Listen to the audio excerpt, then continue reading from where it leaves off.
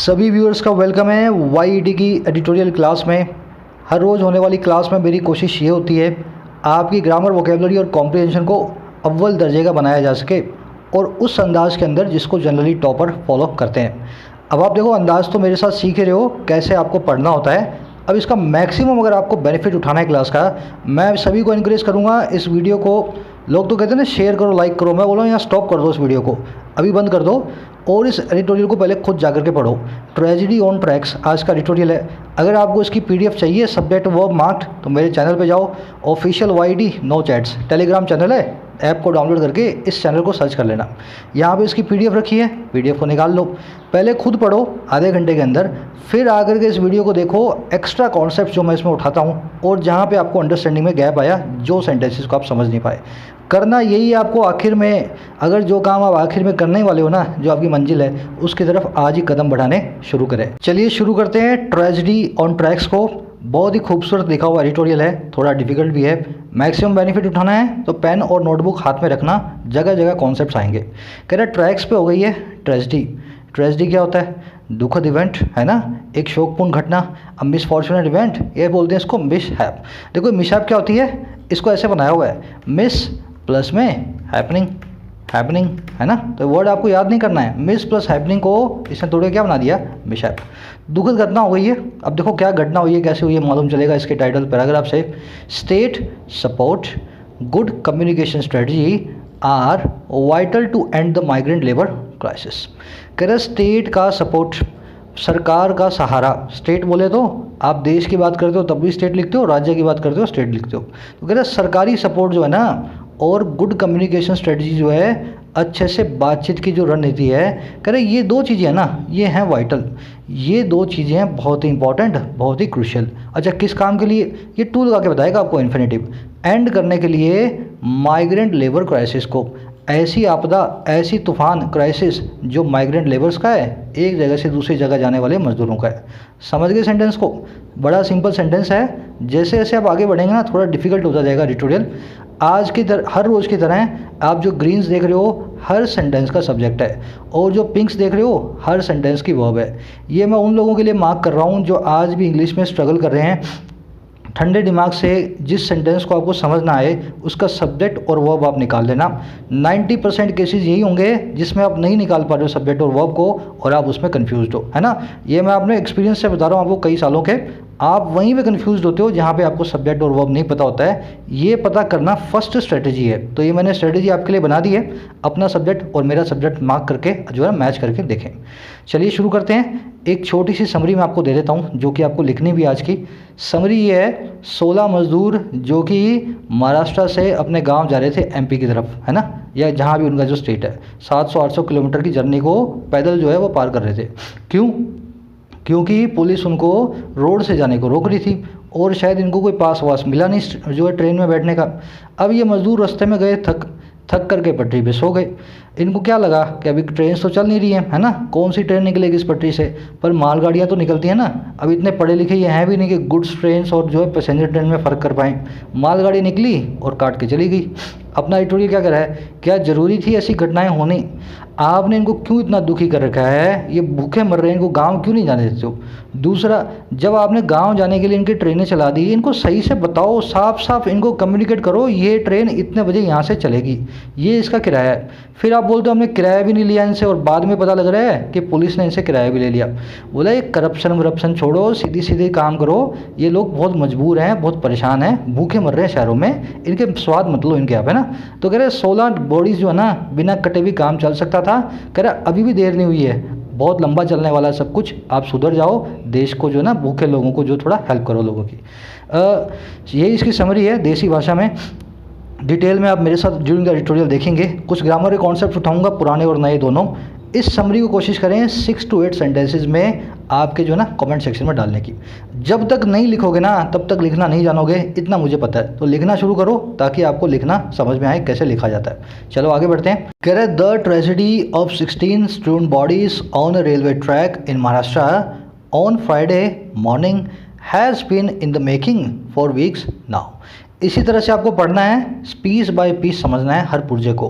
कह रहा है जो ये ट्रेजेडी है, जो दुखद घटना है और किसकी? 16 स्ट्रून बॉडीज़ की।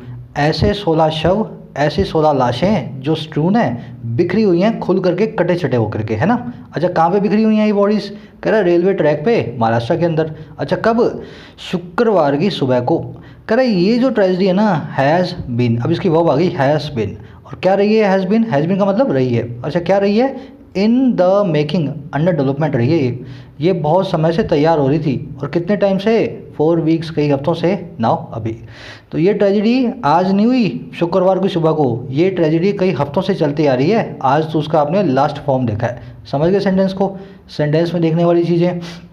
चलो, 16 स्ट्रून बॉडीज़ में स्ट्रून है एडजेक्टिव, बॉडीज़ के बारे में बता रहा है। नया वर्ड है आपके लिए, नोट करें। जब कोई चीज़ कट छट करके पुर्जा पुर्जा अलग होकर के बिखारी देते हो ना, उसको कहते हैं स्ट्रून करना, है ना। स्ट्रून बॉडीज़ हैं, कटी हुई छोटी बॉडीज़ हैं। हैज़ बीन, कौन सा टेंस है ये? हैज़ बीन सर, इसके बाद वर्ब की थर्ड फॉर्म भी नहीं आ रही। हैज़ बीन वर्ब की जो है, इसके बाद वर्ब की आईएनजी फॉर्म भी नहीं आ रही। इस सेंटेंस को बोलते हैं प्रेजेंट परफेक्ट टेंस। क्या मतलब होता है इसका? कोई काम नहीं हो रहा है, ये सिर्फ एक अवस्था को बता रहा है। ही हैज़ बीन एंग्री, वो बड़ा गुस्से में रहा है। She has been ill for many weeks, वो बड़े हफ्तों से बीमारी में रही है। हैज़ प्लस में वर्ब की थर्ड फॉर्म लगी हुई है, ये बी फैमिली की थर्ड फॉर्म है बिन। तो इसका ये ऐसे सेंटेंसेस हैं प्रेजेंट परफेक्ट टेंस के जिसमें कुछ काम नहीं होता, किसी अवस्था को बताया जाता है, तो इसको आप प्रेजेंट परफेक्ट टेंस ही समझे।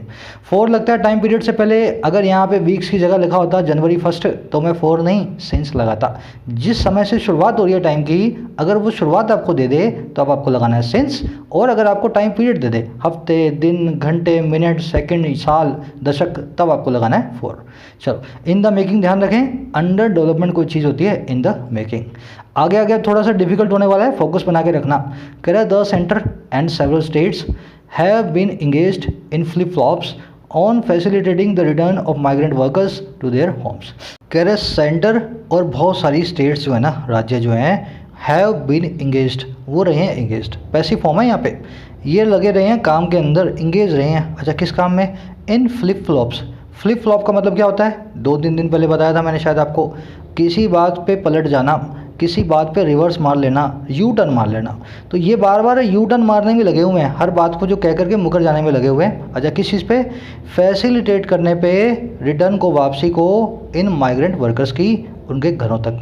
तो कभी कहते हैं मंगलवार को भेजेंगे, कभी कहते हैं बुधवार को भेजेंगे, फिर बोलते हैं सेंटर भेजेगा, सेंटर बोलता है स्टेट भेजेगा। तो ये फ्लिप फ्लॉप मार रहे हैं, उछल कूद कर रहे हैं, रिवर्सल मार रहे हैं। समझ गए सेंटेंस को? सिंपल सेंटेंस है। यहाँ पे एक देखने वाली चीज़ है माइग्रेंट। कल वोकैबुलरी वीडियो आपको मैंने बताया माइग्रेंट, इमिग्रेंट और एमिग्रेंट में क्या फ़र्क होता है, ज़रूर से देखें। ये कॉन्सेप्ट बहुत अच्छे होते हैं, क्लोज टेस्ट में बहुत काम आते हैं ना। माइग्रेंट, इमिग्रेंट, एमिग्रेंट तीनों एक दूसरे के सिनोनिम है, पर तीनों का टोटली डिफरेंट मतलब है सिनोनिम होने के बावजूद। डाल देता हूँ ये वोकैबुलरी वीडियो, ज़रूर से उसको चेकआउट करें। चलो, कह रहा है in the present instance the workers at a company in Jalna in Maharashtra were walking on the track to their families in MP some 100 kilometre away। कह रहा है इन प्रेजेंट इंस्टेंस, अभी हाल की जो घटना हुई है। इंस्टेंस क्या होता है? एग्जाम्पल ले लो, अकरेंस ले लो, हैपनिंग ले लो। कह रहा है हाल की जो घटना हुई है ना, उसमें जो वर्कर्स थे, और कब, कहाँ के?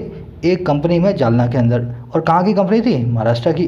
कह रहे ये जो वर्कर्स थे ना, प्रेजेंट कंटिन्यूस टेंस में, पास्ट कंटिन्यूस टेंस में वर वॉकिंग, ये वॉक कर रहे थे। और कहाँ पे? ट्रैक्स के ऊपर। और क्यों? अपने घरों तक जो थे मध्य प्रदेश में, कुछ 800 किलोमीटर्स दूर, है ना, 800 किलोमीटर दूर।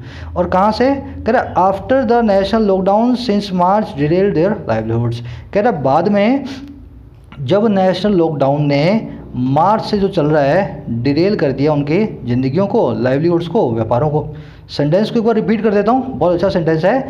हाल की घटना के अंदर ये वर्कर्स एक कंपनी में जालना की जो थी महाराष्ट्र की वॉक कर रहे थे, चल रहे थे ट्रैक पे अपने घरों की तरफ, परिवारों की तरफ, एमपी के अंदर, जो कि है कुछ 800 किलोमीटर दूर वहाँ से। और ये हुआ कब? जब इस पूरे देश के अंदर आए हुए लॉकडाउन ने मार्च से जो आया हुआ है डिरेल करके रखा है उनके पेशों को, उनके व्यापारों को, उनके व्यवसायों को। अब देखो ये डिरेल का मतलब क्या होता है, कई बार बताया मैंने आपको। रेल मतलब रेलगाड़ी, डी मतलब एंटोनिम। मतलब ये इस बात का, डिरेल का, कोई चीज़ पटरी से उतर रही है ना, उसके लिए अपने ये जो है इस वर्ड को यूज़ करते हैं, डिरेल होना। अब देखो पटरी से रेलगाड़ी भी उतरती है, और पटरी से आपका कोई प्लान, कोई एक्सपेक्टेशन, आपकी कोई चीज़ है वो भी पटरी से उतर सकती है, समझ रहे हो ना। डिरेल मतलब का ये होता है वर्ड का, अगर कोई गाड़ी पटरी से उतर जाए तब भी मैं इस वर्ड को यूज़ कर दूंगा। राजधानी एक्सप्रेस डिरेल्ड नियर अहमदाबाद, राजधानी एक्सप्रेस पटरी से उतर गई अहमदाबाद के पास, है ना, एक्सीडेंट हो गया। और अगर आपका कोई प्लान, कोई एक्सपेक्टेशन, जैसे इनका लाइवलीहुड डिरेल हो गया, मतलब जो है पटरी से उतर आया, जिस ढर्रे पे चल रहा था उस ढर्रे पे नहीं चल रहा। तो दोनों तरीके से वर्ड यूज़ होता है, ध्यान में रखें। आगे बढ़ते हैं, सब्जेक्ट वर्ब मार्क करते जाएं। आधी जंग यही है, बाकी की जंग कर रहा हूँ मैं आपके साथ, ये आधी जंग तो मैं आपको जितवा चुका हूँ अगर आप ध्यान दो तो। कह रहा है the centre's inability to clearly communicate to the public and states the purpose and protocol of the lockdown every step of the way has put people through complete and avoidable hardship. ध्यान देना है sentence पे। कह रहा है centre की inability, inability क्या होती है?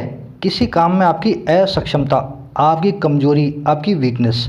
कह रहा है सेंटर की जो कमजोरी है ना, जिस काम को वो कर नहीं पा रहा है, और कौन सा काम है? क्लियरली कम्युनिकेट करने का, साफ साफ बताने का, एक्सप्रेस करने का। अच्छा किसको? कह रहे पब्लिक को और राज्यों को। अच्छा कम्युनिकेट क्या करना है? जो पर्पज़ है और जो प्रोटोकॉल है, जो मकसद है और जो नियम है। अच्छा किसके? इस लॉकडाउन के। और कब? हर स्टेप में रास्ते के, मतलब चाहे पहला आपने लगाया, फिर दूसरा लगाया, फिर तीसरा लगाया, तो स्टेप बाय स्टेप जो आप चल रहे हो, इस रास्ते के हर स्टेप में आप जो है साफ साफ नहीं बता पा रहे हो। तो कह रहा है ये जो इनएबिलिटी है ना, इसकी वर्ब आ गई हैज़ पुट। ये इनएबिलिटी पुट कर सकी है, पुट कर चुकी है, रख चुकी है पीपल को, और थ्रू कहाँ से पुट कर चुकी है? कंप्लीटली अवॉइडेबल हार्डशिप से। ऐसी हार्डशिप से, ऐसी जो है डिफ़िकल्टी से, परेशानियों से जो हर तरह से अवॉइड की जा सकती थी, जिससे बचा जा सकता था। तो सेंटर ये काम नहीं कर पाया ना, ये वाला बार बार साफ साफ नहीं बता पाया, इसकी वजह से इसकी इनएबिलिटी ने लोगों को हार्डशिप से गुजरने पे मजबूर किया। समझ गए ना? Put through. अब आ जाओ सेंटेंस के पीछे ही ग्रामर में। अच्छा यहाँ पे कॉन्सेप्ट है एक, सेंटेंस की इनएबिलिटी की वर्ब क्या है? Has put. हैज़ के बाद क्या आती है? वर्ब की थर्ड फॉर्म। ये क्या लगा हुआ है? तो वर्ब की फर्स्ट फॉर्म है। फर्स्ट फॉर्म ही है ना ये, पुट तो पुट होता है, सेकंड फॉर्म तो पुटेड होती नहीं होती मेरे भाई। अब देखो ये आप में से ज़्यादातर लोग जानते हैं, पुट पुट पुट, इसकी तीनों फॉर्म्स एक ही होती हैं, है ना। फर्स्ट फॉर्म, सेकंड फॉर्म और थर्ड फॉर्म एक ही होती हैं। आज मैं जो आपसे कॉन्सेप्ट जो डील करने जा रहा हूँ ना, मैं आपको कुछ ऐसी वर्ड्स बताऊंगा जिनके बारे में आपको पता नहीं है, और एक तरीका बताऊंगा कैसे आपको पता करना है कौन सी वर्ब की कौन सी फॉर्म लगी हुई है, अगर कोई फॉर्म अपना जो है चेंज नहीं करती फॉर्म। तो पहले तो वर्ब्स देखो मेरे साथ कौन कौन सी चेंज नहीं करती। कट, पुट, सेट, हिट, बेट, लेट, ये सब साथ में क्यों रख रहा हूँ? 3 लेटर्स की वर्ब्स हैं। अब ऐसा नहीं है 3 लेटर की हर वर्ब इसी तरीके से चलेगी। जैसे फॉर एग्जांपल रन है, तो रन, रैन और रन, तो रन की ऐसे नहीं है कि तीनों की तीनों चेंज नहीं होगी, रन की सेकंड वाली चेंज हो जाती है। तो ऐसा नहीं है कि 3 लेटर्स वाली सब ये इस फॉर्मूला को फॉलो करेंगी। जो करती हैं वो मैंने आपके सामने लिख दी हैं, जिन पे सवाल भी पूछे गए हैं आपसे। अब आ जाओ 4 लेटर्स 5 लेटर्स की। क्विट, किसी काम को छोड़ना। स्प्रेड, किसी चीज़ का फैलना। हर्ट, इसको मैं मानता हूँ आप में से 95% लोग नहीं जानते। हर्टेड नाम की कोई वर्ब नहीं होती इंग्लिश में, ही हर्टेड मी, है ना, ऐसी कोई वर्ब इंग्लिश में नहीं है। Hurt hurt hurt.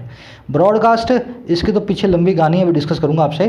कास्ट और फॉरकास्ट, इन सबको आपको कभी भी फॉर्म को चेंज नहीं करना है। First form, second form, third form एक ही रहेगी।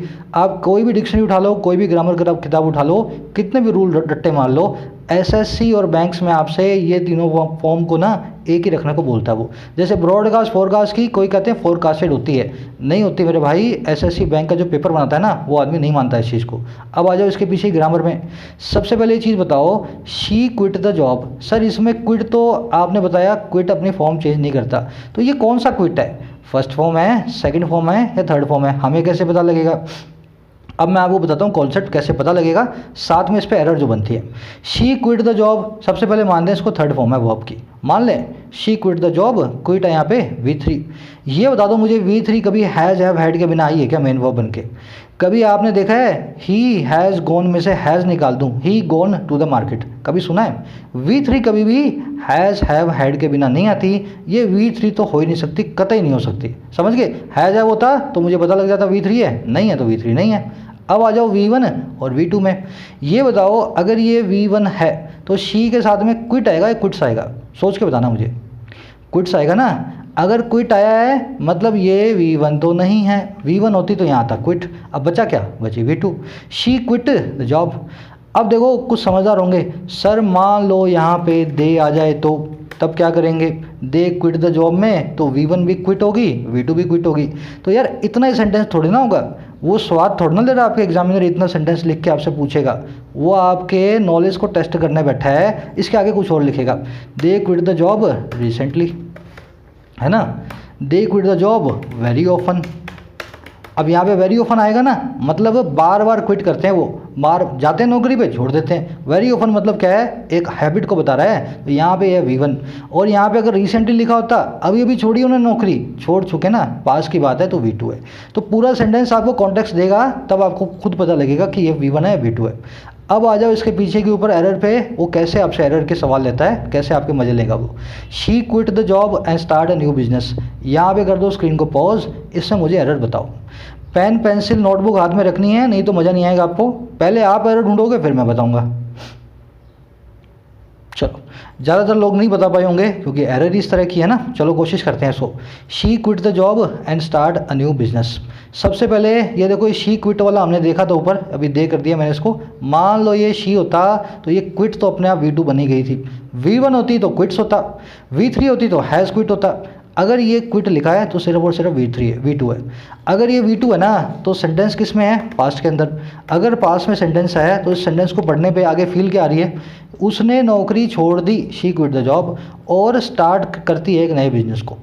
उसने नौकरी छोड़ दी और स्टार्ट कर दी एक नए बिजनेस को।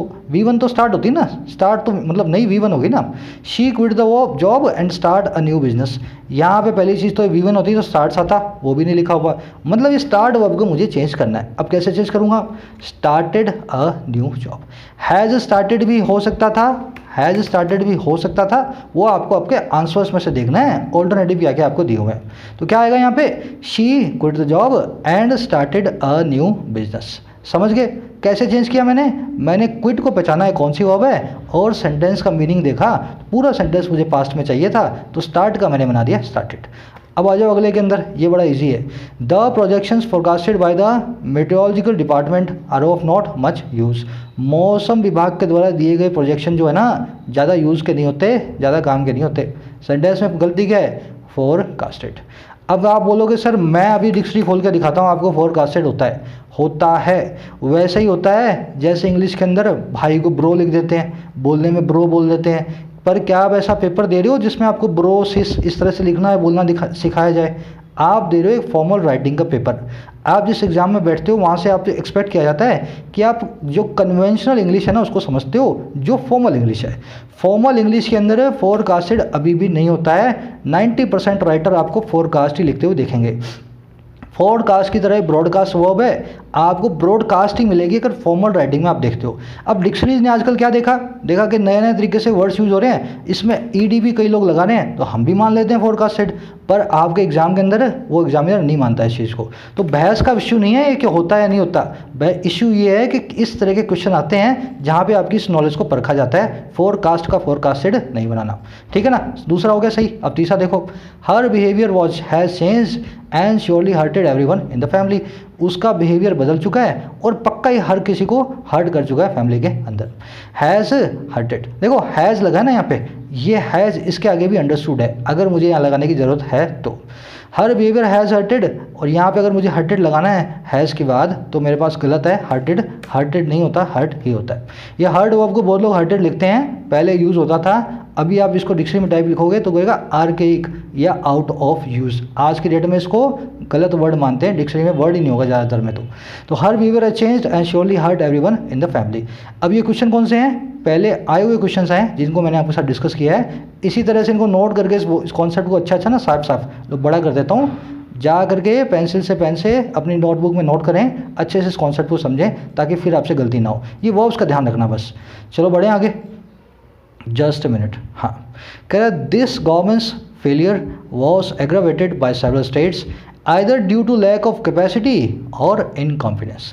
कह रहा है ये जो गवर्नेंस का फेलियर था ना, ये जो प्रशासन का, गवर्नेंस क्या होता है, राज करना, प्रशासन करना, और इसकी फेलियर जो नाकामयाबी थी, कह रहा है इसको एग्रावेट किया गया, इसको पैसिव वॉइस में बद से बदतर बनाया गया। और किसके द्वारा, बहुत सारे राज्यों के द्वारा, स्टेट्स के द्वारा। अच्छा क्यों, कह रहा है या तो ड्यू टू कारण से उनकी कैपेसिटी के कमी के, उनमें कैपेसिटी नहीं है, उन राज्यों में उनको पता ही नहीं कैसे करना है इस काम को, उन्होंने कभी किया ही नहीं। और यह है उनकी इनकॉम्पिटेंस, वो बिल्कुल कॉम्पिटेंट नहीं है, बिल्कुल भी नॉलेज नहीं रखते हैं इस तरह के काम को करने की। तो कह रहा है एक तो हमारा स्टेट जो सरकार रही फेलियर, और उस फेलियर को बद से बदतर बना दिया स्टेट्स ने, अनपढ़ जाहिल स्टेट्स ने, जिनके पास ना तो कैपेसिटी है ना रिसोर्सेज हैं इन माइग्रेंट लेबर्स को दूसरी जगह पहुँचाने के। सेंटेंस में देखने वाला वर्ड कौन सा आया? एग्रावेट। आजकल पता नहीं रोज़ ही आ रहा है। एग्रावेट का मैंने मतलब आपको बताया, बद से बदतर बनाना किसी चीज़ को। तो वर्सन बोल सकता हूँ, एक्सैसरबेट बोल सकता हूँ, दोनों का मतलब एक ही है, किसी चीज़ को और बुरा बनाना। बार बार आने से वर्ड याद हो जाते हैं तो अच्छी बात है, जितनी बार सुनोगे उतनी बार आपको याद रहेगा। चलो आगे बढ़ते हैं। कह रहा है the sight of an endless stream of migrant labours, some of them carrying loaders and inform walking towards India poorer regions from its centres will remain an indelible memory. कह रहे जो साइट है ना, साइट क्या होती है? नज़ारा, optics, spectacle, view. कह रहा है ये जो साइट नज़ारा जो है एक ऐसी कभी ना ख़त्म होने वाली धारा का, स्ट्रीम का, लहर का। अच्छा किन की लहर है? माइग्रेंट लेबर्स की, मज़दूरों की। अच्छा कौन से मज़दूर? उनमें से जो कई कैरी कर रहे हैं छोटे बच्चे टॉडलर्स को, और बूढ़ों को, इन्फॉर्म्स को, हमारे जो कमज़ोर लोगों को। कह रहा और क्या कर रहे हैं वो? ये वर्कर्स वॉक टुवर्ड कर रहे हैं, जा रहे हैं तरफ इंडिया के गरीब रीजन्स की। और कहाँ से? इसके इकोनॉमिक सेंटर से। और किसके इकोनॉमिक सेंटर? इंडिया के इकोनॉमिक सेंटर से, इंडिया के आर्थिक सेंटर से। कह रहा है ये जो साइट है ना, अब आगे इसकी वर्ब, ये साइट विल रिमेन, ये रहेगी एक ऐसी मेमोरी, एक इनडेलिबल मेमोरी। और किसकी? Of this inept and insensitive approach. ये कभी ना मिटने वाली एक मेमोरी रहेगी इस अप्रोच की, जो बड़ी इनसेंसिटिव है, बिल्कुल सेंसिटिव नहीं है, और बेवकूफ़ी भरी है, इनेप्ट है। अच्छा कौन सी अप्रोच है? That had not taken there particular circumstances into account. जिसने नहीं टेक किया, जिसने नहीं लिया उनके खास कंडीशंस को, हालातों को अकाउंट में, कंसिडरेशन के अंदर।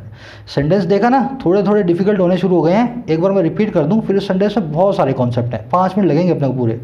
जो नज़ारा था कभी ना ख़त्म होने वाली लहर का, माइग्रेंट लेबर्स की, जिनमें से कुछ कैरी कर रहे थे छोटे बच्चों को और कुछ बूढ़ों को, और वॉक कर रहे थे इंडिया के गरीब प्रदेशों की तरफ, इंडिया के इकोनॉमिक सेंटर से। इट्स किसके लगा है? इंडिया के लिए। कह रहा है ये नज़ारा ना रहेगा, एक कभी ना मिटने वाली मेमोरी, और उस अप्रोच की मेमोरी होगी जो बड़ी इनसेंसिटिव है और इनेप्ट है, बेवकूफ़ी भरी है। और वो अप्रोच है जो कि टेक नहीं कर पाई, जिसने नहीं लिया इन गरीब लोगों के सर्कमस्टेंसेस को, हालातों को कंसिडरेशन के अंदर। इनके हालातों को देख करके वो अप्रोच कभी बनाई ही नहीं गई थी। समझ गए सेंटेंस को? अब आ जाओ सेंटेंस के पीछे की वोकैबुलरी पे। साइट मतलब नज़ारा, spectacle, optics, view, exhibition, display, सबका मतलब क्या होता है? साइट या नज़ारा। सबको एक साथ इसलिए बताता हूँ, सिनोनिम्स हैं, आपके दिमाग के कोने में रखना इनको, है ना। नज़ारा। टॉडलर कौन होते हैं? देखो पता होगा ज़्यादातर लोगों को, बच्चों को टॉडलर कहते हैं। अब ये बना कैसे टॉडलर? टॉडल नाम की वर्ब से। टॉडल का मतलब होता है गिर पड़ के चलना, समझ गए ना। जब बच्चा उठता है, गिरता है, चलता है, टॉडल करता है वो। तो वो लोग जो टॉडल करते हैं वो बच्चे होते हैं, टॉडलर होते हैं। अब वैसे ही बच्चों के लिए वर्ड है इन्फेंट्स। कैसे बनाए? जो अभी इनफेंसी है, फैंसी के अंदर है। फैंसी होती है ख्यालों की दुनिया। बच्चे अभी भी कुछ समझ नहीं पाते हैं ना, ख्यालों की उनकी दुनिया होती है, इसलिए उनको बोलते हैं इन्फेंट। ज़्यादा कुछ समझते नहीं है। वर्ड्स तो आपको पता है, मैं आपको बता रहा हूँ रूट वर्ड से कैसे वर्ड्स को पकड़ना है, तोड़ तोड़ के। इनफॉर्म कौन होते हैं? जो अभी भी फॉर्म नहीं है। फॉर्म मतलब मजबूत। जो इंसान मजबूत नहीं है वो है इनफॉर्म। इसलिए इनफॉर्म का मतलब होता है वीक आदमी, बूढ़ा आदमी या बीमार आदमी। इनफॉर्म्स। इनफॉर्म से ही वर्ड बना है इन्फॉर्मरी। ऐसा एक हॉस्पिटल जहाँ पे बीमारों का इलाज होता है। और कौन से बीमार? जो बहुत कमज़ोर हैं या जो बहुत बूढ़े हैं, समझ गए। इन्फॉर्मरी बोलते हैं बड़े बूढ़ों का जो हॉस्पिटल होता है उसको बोलते हैं। चलो आगे बढ़ते हैं। इनडेलिजिबल मैंने आपको बता दिया, जिस चीज़ को आप डिलीट ना कर पाओ। कैसे बनाए? Which can not be deleted is indelible. देखो बीच में DEL, डिलीट वाला डिलीट भी आ रहा है ना, DEL, वैसे ही बनाए। अब ये वन वर्ड्स हैं, बहुत सारे हैं। इसी तरह से आप उनके बीच में पकड़ के आप बता सकते हो छोटे छोटे वर्ड्स को, उनका मतलब क्या है। इनकॉम्प्रीहेंसिबल, जिसको कॉम्प्रीहेंड ना कर पाएँ, जिसको समझ ना पाएँ, ऐसी चीज़ जो समझी ना जा सके, इनकॉम्प्रीहेंसिबल। इनडिस्ट्रक्टिबल, जिसको डिस्ट्रॉय ना कर पाएँ, जिसका विनाश ना कर पाएँ। इनडिफैटिजेबल, जो फटीग ना हो जिसको, ऐसी कोई चीज़ जिसको थकान ना हो, वो होती है इनडिफैटिजेबल। इनएलिएनेबल, इसका मतलब क्या है? जिसको आप एलियन ना कर पाएँ, जिसको आप अपने से दूर ना कर पाएँ, जिस चीज़ के बिना गुजारा ना कर पाएँ, इनएलिएनेबल। इनऑडिबल, जिसको सुन ना पाएँ, इनकॉरिजिबल, ये बहुत बार पूछा हुआ है, आपको पता भी होगा, जिसको करेक्ट ना कर पाएँ। हो गया एक बार, अब उसको जो आप सही नहीं कर सकते। इनकॉरिजिबल पर्सन वो है जो सुधरने का नाम नहीं लेगा। वो कहते हैं ना कुत्ते की पूंछ, वो होता है incorrigible person. Incorrigible liar, incorrigible rapist, करेगा ही करेगा ये, आप उसको सही नहीं सुधार सकते। इनसरमाउंटेबल, जिसको सरमाउंट ना कर पाएँ, जिसके ऊपर विजय ना पा पाएँ, जिसको जो आप जीत ना पाएँ। इनडोमिटेबल भी वही होता है जिसको डोमिनेट ना कर पाएँ, बीच में डोमी आ रहा है, इनडोमिटेबल। इनक्रेडिबल वो है जिस पर विश्वास ना कर पाएँ। इमिटेबल वो है जिसको इमिटेट ना कर पाएँ, जिसकी आप बराबरी ना कर पाएँ या जिसको जो आप नकल ना कर पाएँ। इनएविटेबल आप जानते हैं, जिसको आप टाल ना सकें। और इनएलुक्टेबल भी वही होता है, इसमें बीच में इल्यूड से बना है। इल्यूड मतलब किसी से बचना, एस्केप करना। तो इनएविटेबल, इनएस्केपेबल एंड इनएलुक्टेबल, तीनों का मतलब एक ही है। इलेजिबल वो चीज़ होती है जिसको आप पढ़ ना पाए, है ना। लेजिबल राइटिंग, जिसको पढ़ सकते हैं। इलेजिबल राइटिंग, जिसको आप पढ़ नहीं सकते। इनएक्सप्लिकेबल, जिसको आप एक्सप्लेन ना कर पाएँ। और इनसेशिएबल का मतलब है जिसको सेशिएट ना कर पाएँ, जिसको आप संतुष्ट ना कर पाएँ। देखो ये सारे के सारे मैंने एक साथ इसलिए लिए, आपको मैं ट्रिक बता रहा हूँ, इनको याद नहीं करना आपको, इनको समझना है आपको कैसे रूट वर्ड से वन वर्ड्स बन सकते हैं। इसके लिए मैं अलग से एक जो है ना सीरीज चला रहा हूँ खबरी के ऊपर, आप मुझे फॉलो कर सकते हैं। इसी तरह से रूट्स पकड़ के मैं आपको बताता हूँ हर रूट से कैसे वर्ड्स निकलते हैं। डिस्क्रिप्शन में लिंक रखा है, आगे बढ़ते हैं, सब वर्ड्स को नोट कर लें, वन वर्ड्स हैं। चलिए, कह रहा है हाँ, under orders to stop their movement at any cost, the police in many places forced them to walk back. कह रहा है ऑर्डर्स के नीचे, अंडर ऑर्डर्स, आदेशों के नीचे, और किस चीज़ के, उनकी मूवमेंट को रोकने के। अब ये किसके लिए लगा देर, मजदूरों के लिए लगा है, माइग्रेंट वर्कर्स की मूवमेंट को रोकने के लिए जो ऑर्डर्स मिले हैं। और कैसे रोकना है, एट एनी कॉस्ट, किसी भी कॉस्ट पे आप रोक दो, बस जाने मत दो स्टेट से बाहर। कह रहे इस ऑर्डर के नीचे ना पुलिस ने बहुत सारे प्लेसेस में फोर्स कर दिया, मजबूर कर दिया इन्हीं को, इन मजदूरों को वॉक बैक करने के लिए, फिर से वापस लौटने के लिए। समझ गए, नहीं जाने दूंगा अपने घर पे, अपने यहीं पे जहाँ बैठे हो वहीं पे बैठे रहो, भूखे हो प्यासे हो हमें फ़र्क नहीं पड़ता। This particular group took to the rail track to escape the police according to survivors. कह रहे ये जो पर्टिकुलर ग्रुप था ना, ये जो खास 16 मजदूर थे, ये टुक टू रेल ट्रैक कर गए। अब ये टेक टू का मतलब क्या होता है, कहीं पे जाना। टेक टू द स्ट्रीट्स मतलब सड़कों पे उतर आना। Take to the rail track मतलब रेल की पटरियों पे उतर आना। ये पर्टिकुलर ग्रुप रेल की पटरियों पे उतर आया बचने के लिए पुलिस से, ऐसा कहना था सर्वाइवर्स का, ऐसा कहना था वो लोगों का जिनकी मौत नहीं हुई। मतलब 16 की जगह 26 होंगे तो 10 बच गए होंगे। उनका ये कहना था कि हम पुलिस से बचने के लिए रेल के ट्रैक से जा रहे थे अपने घर की तरफ। अब इस सेंटेंस में आ जाओ एक कॉन्सेप्ट के ऊपर, एस्केप द पुलिस। इसकी जगह एस्केप फ्रॉम द पुलिस क्यों नहीं हो सकता था, एस्केप फ्रॉम द पुलिस भी तो हो सकता था ना, क्यों नहीं हो सकता था। देख लो, छोटा सा कॉन्सेप्ट है, एक बार समझोगे तो समझ में आ जाएगा। एस्केप का मतलब होता है किसी ऐसी चीज़ से बचना, कैसी, जिस चीज़ तक आप अभी पहुँचे नहीं हो या वो चीज़ आप तक नहीं पहुँची है। एस्केप फ्रॉम का मतलब है किसी चीज़ के चंगुल से बचना, मतलब किसी ऐसी चीज़ के जिसके चंगुल में आप आ गए हो ना, जिस चीज़ के साथ आप फंसे हुए हो, अब वहाँ से बचने की कोशिश करो तो एस्केप फ्रॉम। तो एस्केप फ्रॉम का मतलब यही है, इसके बाद कोई दूसरी चीज़ लगेगी, आप बताओगे हम इससे बच रहे हैं, इसके चंगुल से निकल रहे हैं। एस्केप के बाद सीधे सीधे कोई चीज़ लगाऊंगा मैं, तो उसका मतलब ये होगा मैं इस चीज़ के पास ही नहीं गया।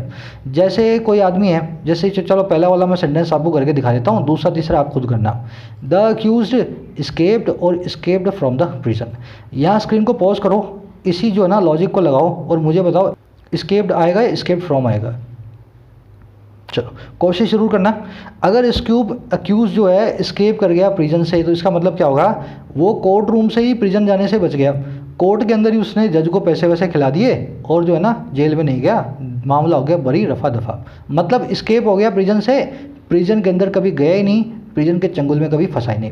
अच्छा, यहाँ पे अगर मैं एस्केप्ड फ्रॉम लगाऊं, मान लो एस्केप की जगह एस्केप्ड फ्रॉम लगाऊं, इसका मतलब क्या है, अक्यूज पहले प्रिजन में गया, फिर प्रिजन में उसने सुरंग खोदी, खोद करके उस सुरंग के जरिए बाहर आया और भाग गया। समझ गए। तो अब ये प्रिजनर है जो एस्केप फ्रॉम प्रिजन करके गया है, जेल को तोड़ के भागा है। समझ रहे हो ना, पहले केस और दूसरे केस में फ़र्क यही है, फ्रॉम प्रपोजिशन के कारण मुझे ये पता लग गया कि ये जेल गया उसके बाद भागा है या जेल गया उससे पहले भागा है। अगर नहीं लगी हुई तो जेल जाने से पहले भागा, लगी हुई है तो जेल जाने के बाद भागा। अगर इतना समझ गए तो 2 क्वेश्चंस और हैं। इन्हीं 2 क्वेश्चंस के अंदर 2 मैंने ब्रैकेट्स दिए हैं, एस्केप और एस्केप फ्रॉम को आपको यूज़ करना है। अब देखो, हमेशा की तरह एटलीस्ट 2 और एरर्स हैं ऐसे कॉन्सेप्ट्स पे जो मैं आपको पिछले 10-15 दिन में करवा चुका हूँ। इन 2 सेंटेंसेस के अंदर। कोशिश करो, एटलीस्ट 2 ऐसी एरर्स हैं जो मैं आपको करवा चुका हूँ, आपको वो भी फाइंड आउट करनी है। तो 2 क्वेश्चंस नहीं है, यहाँ पे 4 क्वेश्चंस हैं, चारों के जवाब कमेंट सेक्शन में डालो। गलत होते हैं तो मैं आपके सही कर देता हूँ, सही होते हैं तो आपको मैं एक लाइक दे देता हूँ, ठीक है ना, पता लग जाएगा आपको। बाद में ये काट के छोटा सा पीस जो है, ये वाला कॉन्सेप्ट ये मैं चैनल पे डाल दूंगा एक दिन रात में, साथ में इनके आंसर्स भी उसमें अपडेटेड होंगे, ताकि कॉन्सेप्ट आपको ढूंढने पे मिल भी जाए और आंसर्स भी आपको समझ में आए सोल्यूशन के साथ। चलो डाल देना कमेंट सेक्शन में, आगे बढ़े। आगे बढ़ते हैं। Though it did not spare any effort to make spectacles out of an unfolding pestilence. ध्यान से पढ़ना है सेंटेंस को। कह रहा है हालांकि, इट किसकी बात हो रही है? सरकार की बात हो रही है इट से।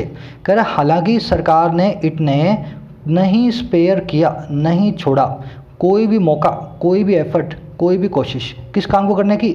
बनाने की, मेक करने की एक नज़ारे को। और किस में से? इसमें से, आउट ऑफ, किस में से?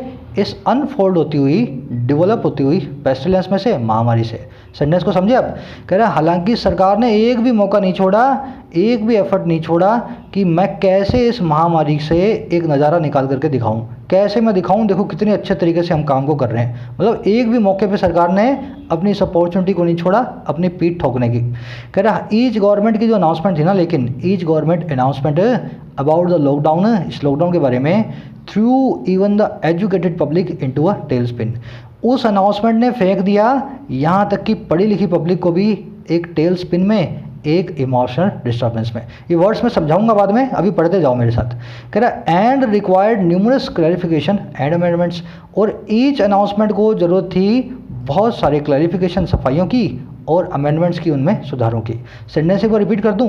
हालांकि इसने एक भी मौका, एक भी एफर्ट, एक भी कोशिश नहीं छोड़ी कैसे स्पेक्टेकल बनाया जाए इस पेस्टिलेंस में से, कैसे नज़ारे को निकाल करके दिखाया जाए। फिर भी जो हर गवर्नमेंट की अनाउंसमेंट थी ना इस लॉकडाउन के बारे में, उसने फेंक दिया एजुकेटेड पब्लिक को एक इमोशनल डिस्टर्बिंग स्टेट में, टेल स्पिन के अंदर। पढ़े लिखे लोग भी डिस्टर्ब हो गए इनकी हर अनाउंसमेंट से। और हर रिक्वायरमेंट को, अनाउंसमेंट को रिक्वायरमेंट थी बहुत सारे क्लैरिफिकेशन, सफाइयों की और अमेंडमेंट्स, सुधारों की। अब समझ गए सेंटेंस को? आ जाओ इसमें अच्छी वाली जो अपने वोकैबुलरी आई है। अनफोल्ड होना क्या होता है? फोल्डेड है कोई चीज़, चटाई है, आप उसको अनफोल्ड करके क्या करोगे? सबको दिखाओगे चटाई कैसी है।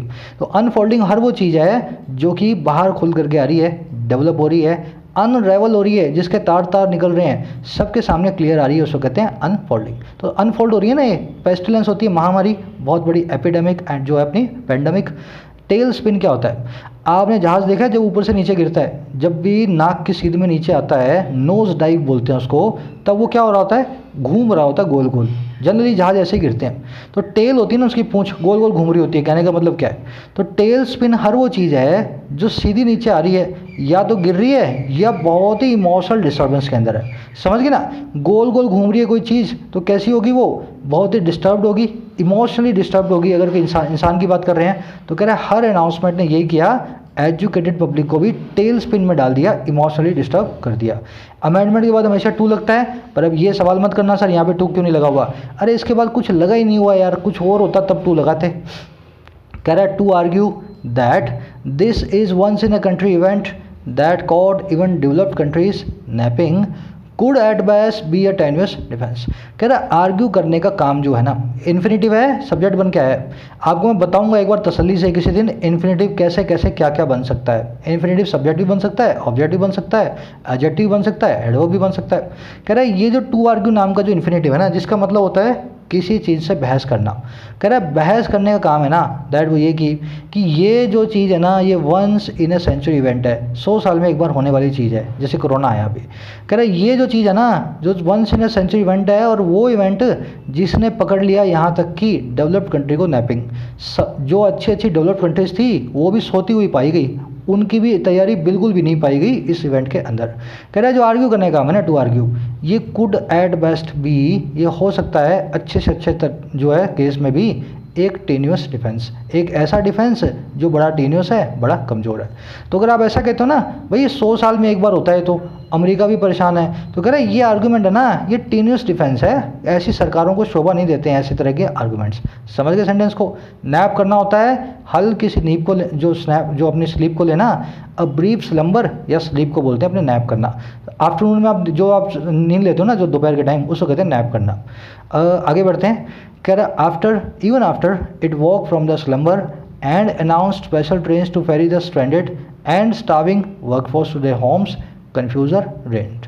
कह रहा है यहाँ तक कि बाद में, इवन आफ्टर, अच्छा किस चीज़ के, जब ये वॉक हुआ जगह स्लम्बर में से, अपनी गहरी नींद में से। कौन, किसके लगा इट यहाँ पे? देखो सेंटर की बात हो रही है ना, सेंटर गवर्नमेंट के सारे काम है ना जो डिफेंस नहीं कर पा रही है, तो इट उसके लिए लगा है। कह रहे यहाँ तक कि जब ये स्लम्बर से जग गया, गहरी नींद में से जग गया सेंट्रल गवर्नमेंट, और इसने अनाउंस कर दिया खास ट्रेन्स को लाने ले जाने के लिए, फेरी करने के लिए, किनको? फंसे हुए और भूखे वर्कर्स को, और कहाँ तक? उनके घरों तक। कह रहे इसके बाद भी, अच्छा क्या हुआ इसके बाद? कन्फ्यूजन रेंट, कन्फ्यूजन जो थी उसका वैसा का वैसा ही प्रभाव, उसका वैसा का वैसा ही शासन बना हुआ था। रेन क्या होता है? शासन। तो कह रहे कन्फ्यूजन वैसे ही प्रेवलेंट थी, कन्फ्यूजन उसके बाद भी रेन कर रही थी।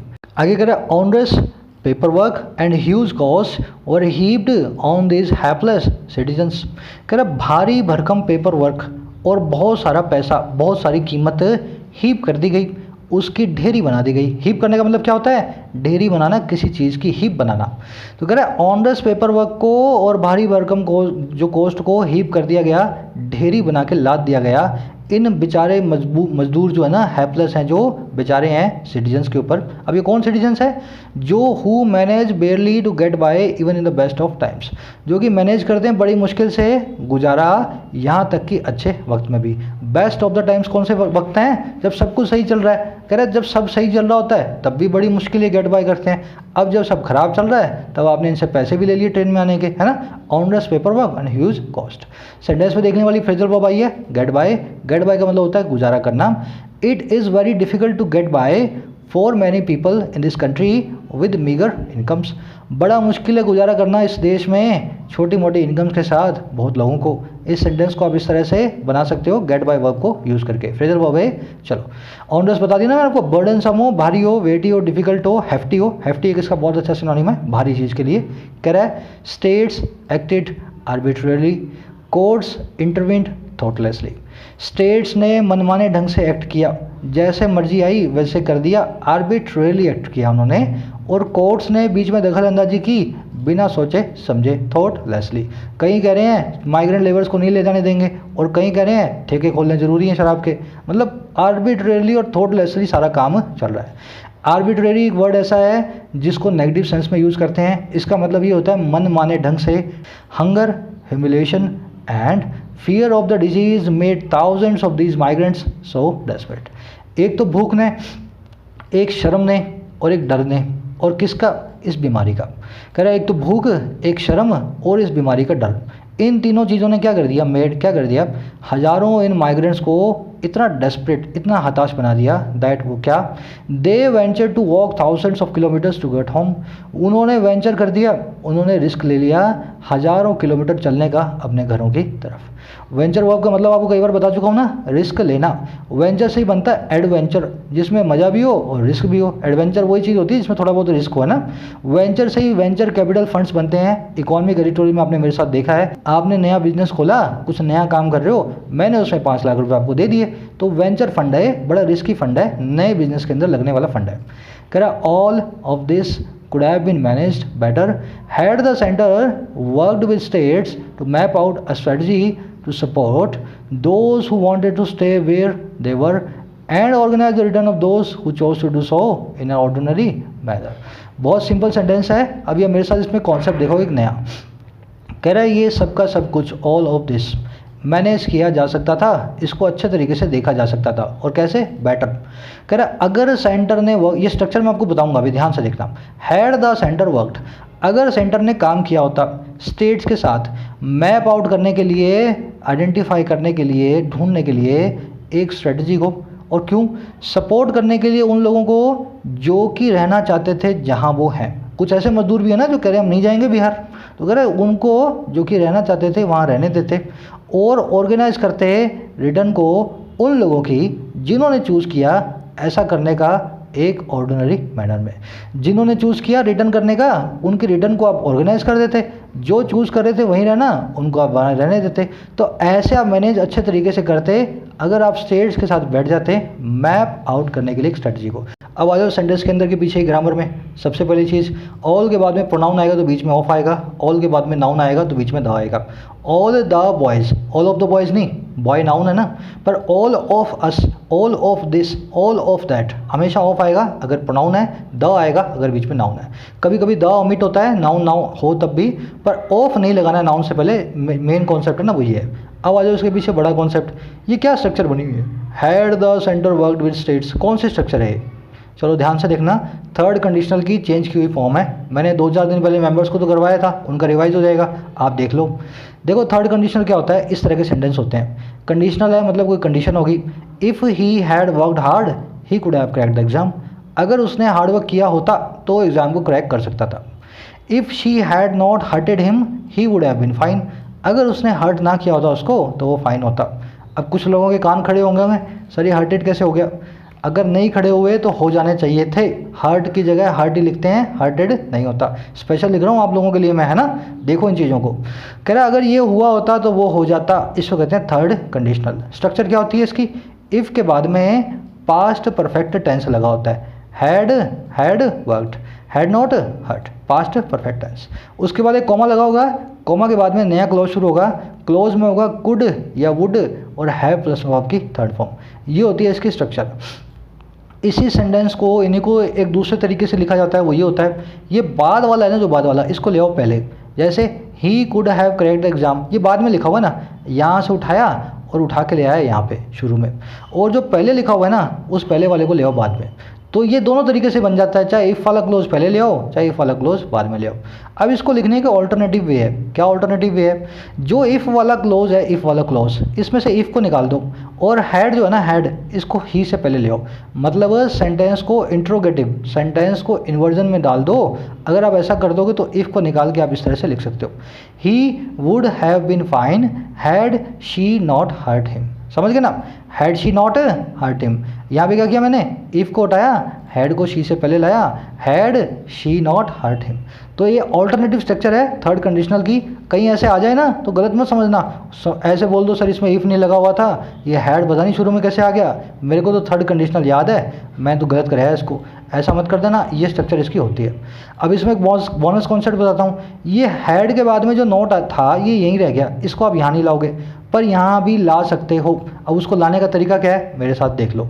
जब जब नोट, ऐसी चीज़ें नोट हेल्पिंग वर्ब के बिना नहीं आता, माँ के बिना जो है ना, जैसे बच्चा कहीं नहीं जाएगा ना, नोट हेल्पिंग वर्ब के बिना नहीं आता।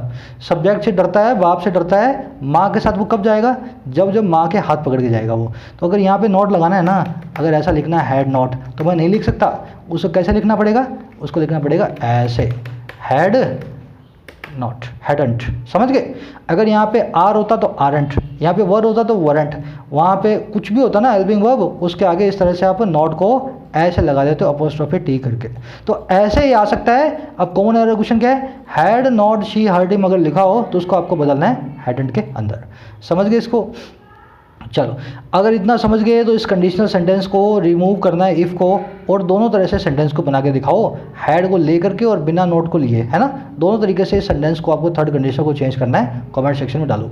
देखो यही मैं बोलता हूँ आपको, वर्कशॉप की तरह लो इस क्लास को, पेन बुद्धि चलाओगे तभी इसका फ़ायदा मिलेगा, नहीं तो सुनने से क्या होगा। चलो आगे बढ़ते हैं। हाँ, कह रहा है a huge cost has already been paid in lives and sufferings, एक बहुत बड़ी कीमत है ना पहले से पे की जा चुकी है पैसिव वॉइस में, और किस तरह से, किस फॉर्म में, जानों के रूप में और सफरिंग के रूप में, परेशानियों के रूप में। बड़ी कॉस्ट हमने पे कर दी है जानों को खो करके और परेशान होकर के। कह रहा बट लेकिन इवन नाउ अभी भी there can be measures to mitigate the situation, अभी भी मेजर्स आ सकते हैं सिचुएशन को मिटिगेट करने के, इस सिचुएशन को थोड़ा सा मलहम लगाने के। मिटिगेट करना क्या होता है, किसी चीज़ को शांत करना। कह रहा फॉर दैट, इसके लिए it must have a more open and honest communication with state governments and citizens, इस काम के लिए इट जिसके लिए लगा है जो कि है सेंट्रल गवर्नमेंट, इसको मस्ट हैव होना ही चाहिए इसके पास, ज़्यादा ओपन और खुला और ऑनेस्ट कम्युनिकेशन, बातचीत स्टेट के साथ और सिटीजन्स के साथ, नागरिकों के साथ खुले में बातचीत करो, ओपन कम्युनिकेशन करो, यही करना पड़ेगा इस सिचुएशन को मिटिगेट करने के लिए। Tough measures may be essential but caring ones are just as vital. कह रहे जो टफ मेजर्स है ना, मजबूत कदम हैं, टूल्स हैं, हो सकता है वो एसेंशियल हो, ज़रूरी हो, लेकिन जो केयर वाले कदम है ना, जो देखभाल करने वाले कदम हैं, लोगों की सहूलियत को जो महफूज रखने वाले कदम हैं, वो उतने ही वाइटल हैं, उतने ही नेसेसरी हैं। समझ गए ना। लॉकडाउन के अंदर लाठी चलाना जितने अच्छे तरीके से जानते हो ना, टफ मेजर्स लगा करके, उतना ही भूखों को खाना खिलाना भी ज़रूरी है। खाली जो ना इससे रॉब से काम नहीं चलेगा, टफ मेजर से काम नहीं चलेगा। वंस किसके लगा है, डेमोन्स्ट्रेटिव प्रोनाउन है, मेजर्स को दूसरी बार रिपीट ना करना पड़े, केयरिंग मेजर्स ना लिखना पड़े, इसलिए लिख दिया हमने केयरिंग वंस। कह रहा this unfolding tragedy must be stopped in its tracks. ये अनफोल्ड होती हुई, डेवलप होती हुई, सबके सामने आती हुई ट्रेजेडी जो है ना, दुखद घटना है, इसको स्टॉप किया ही जाना चाहिए पैसिव वॉइस में, इसके ट्रैक्स में। अभी इसको आगे नहीं बढ़ने देना है, इसको डिरेल कर देना है। समझ गए सेंटेंस को। लास्ट का इजी है, थोड़ा फास्ट प्रोसेस किया। ज़रूर से इस वीडियो को शेयर करें। अब मेरे को किसी ने बोला सर आप शेयर करने के लिए बोलते नहीं हो, तो हम करते भी नहीं है, तो बड़ी गलत बात है यार। ये तो मैं नहीं बोलता तुम करोगे नहीं क्या? सबकी तरह मैं नहीं बोलता, शुरू में आपका दिमाग नहीं खाता, तो कर दिया करो यार, अपना भी चैनल ग्रो होगा। आपका ही है, मेरा नहीं है, आप सबका है ये चैनल, है ना। शेयर करना अब चाचा मामा ताऊ से मत कर देना, उन्हीं लोगों से करना जिसको इसकी ज़रूरत है। ज़रूर से शेयर करना और लाइक करना। लाइक करने और शेयर करने से पता लगता है अपने चैनल की वीडियोज़ की स्टैंडिंग क्या है यूट्यूब में। प्यार तो आपका मुझे पता है। ज़रूर से डालो कमेंट सेक्शन के अंदर जो जो आंसर्स पूछे हैं और समरी को। फिर मुलाकात लूँगा रात में 10 बजे कॉन्सेप्ट के साथ। Signing out.